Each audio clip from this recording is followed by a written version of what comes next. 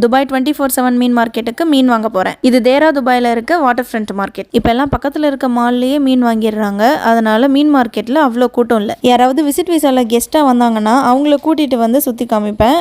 இல்லைன்னா ரேர் தான் நான் இங்கே வர்றது. இந்த மீன் மார்க்கெட் எனக்கு ரொம்ப பிடிக்கும். கீழே காரை பார்க் பண்ணிவிட்டு ட்ராலி எடுத்துகிட்டு பர்ச்சேஸ் பண்ண வந்துடலாம். வீட்டில் அக்வாரியம் செட் பண்ணுறதுக்கான செட்டப் எல்லாம் வச்சுருக்காங்க. மீன் தொட்டி, மீனுக்கான உணவு எல்லாமே இங்கே இருக்குது. நம்ம நார்மலாக வளர்க்குற மீன், கோல்டு ஃபிஷ்ஷு, இந்த மாதிரி இருக்கிற மீனெல்லாம் இங்கே இருக்குது. நீங்கள் எவ்வளோ குவான்டிட்டியில் வேணும்னு கேட்டிங்கன்னா தந்துருவாங்க. இல்லைனாலும் ஃபிஷ் டேங்க் செட்டப்போட கொடுத்துருவாங்க. இங்கே இருக்க ஃபிஷ் டேங்க்கில் இருக்க பம்ப்லாம் அட்வான்ஸ் டெக்னாலஜியில் வச்சுருக்காங்க. அதே மாதிரி ராட்சச, நண்டு, ஆமை இதெல்லாம் டிஸ்பிளேக்கு வச்சுருக்காங்க. இதெல்லாம் பார்த்ததுக்கப்புறம் மீன், நண்டு, இறால் இதெல்லாம் வாங்கணும். என்ட்ரன்ஸ் ஆனோடனே இந்த மாதிரி மீனெல்லாம் டிஸ்பிளேக்கு வச்சுருக்கிறத பார்க்குறப்போ அவ்வளோ கிரியேட்டிவாக இருக்குது. இங்கே பாருங்கள் எவ்வளோ பெரிய மீன்லாம் இருக்குது. இதெல்லாம் பார்க்குறப்ப பயமாக இருக்குது. கண்ணாடி தொட்டிக்குள்ளே இந்த மாதிரி பெரிய பெரிய மீன், நண்டு இதெல்லாம் வச்சுருக்கிறத பார்க்குறப்போ ரொம்ப பயங்கரமாக. இங்கே பாருங்கள் இதெல்லாம் எவ்வளோ கலர்ஃபுல்லான மீனாக இருக்குது. இதெல்லாம் வீட்டில் வச்சு வளர்த்தோன்னா அவ்வளோ சூப்பராக இருக்கும். அக்வாரியம் சைடில் எல்லாத்தையும் பார்த்தாச்சு. அப்படியே அந்த சைடில் போயிட்டு மீனெல்லாம் என்னென்ன வச்சுருக்காங்கன்னு பார்ப்போம் வாங்க. இங்கே மீன் விற்கிற இடத்துல நம்பரிங்ஸும் செக்ஷனும் கொடுத்துருப்பாங்க. மீன் பிடிச்சிருந்ததுன்னா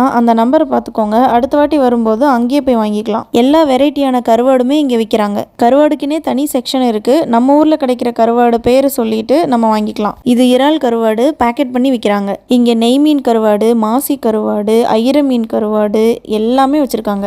நல்லா பெரிய மீன்லையும் கருவாடு போட்டு அப்படியே பேக் பண்ணி விற்கிறாங்க. இங்கே சால்மன் ஃபிஷ்லாம் நிறைய குவான்டிட்டியில் வச்சுருக்காங்க. நரமுடி பிரச்சனை, உடல் ஆரோக்கியமாக இருக்கணும்னு நினச்சா இந்த மீனை சாப்பிட்றது ரொம்ப நல்லது. டாக்டர் கூட 1 இயருக்கு மேலே இருக்க குழந்தைங்களுக்கு சால்மன் ஃபிஷ்ஷை ரெக்கமெண்ட் பண்ணுறாங்க. எனக்கு பாறை மீன் ஃபேவரெட்டு. பக்கத்தில் இருக்க ஷாப்பில் கிடைக்காட்டி நான் மீன் மார்க்கெட்டுக்கு வாங்க வந்துடுவேன். நம்ம கம்மியான குவான்டிட்டியில் வாங்கணும்னு நினச்சிட்டு போவோம். ஆனால் அங்கே போனால் கம்மியான ரேட்டுக்கு நிறைய தரோம் அப்படின்னு சொல்லி கொடுத்துருவாங்க. ஃப்ரிட்ஜில் வைக்க இடம் இருக்காது. இங்கே ப்ளூ நண்டு நிறைய வச்சுருப்பாங்க. அதை நல்லா கிரேவி பண்ணி சாப்பிடும்போது சதை நிறையா இருக்கும். நான் ஃப்ரெஷ்ஷாக இருக்க மீனை பார்ப்பேன்.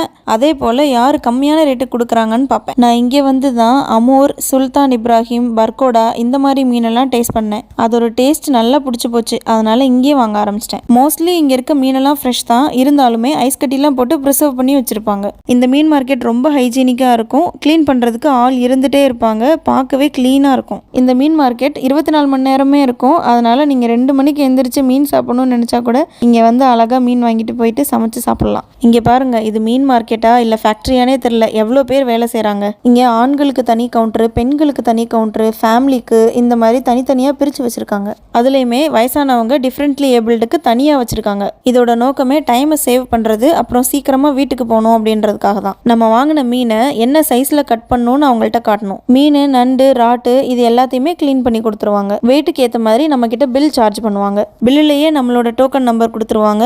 டோக்கன் நம்பர் டிஸ்பிளேல தெரிஞ்சோடனே நம்ம போய் கலெக்ஷன் ஏரியாவில் மீனை கலெக்ட் பண்ணிக்க வேண்டியதான். மீன் க்ளீன் பண்ணுறதை பார்த்துக்கிட்டு இருந்தாலே டைம் போகிறதே தெரியாது. அதுக்குள்ளே நம்ம டோக்கன் நம்பரும் வந்துடும்.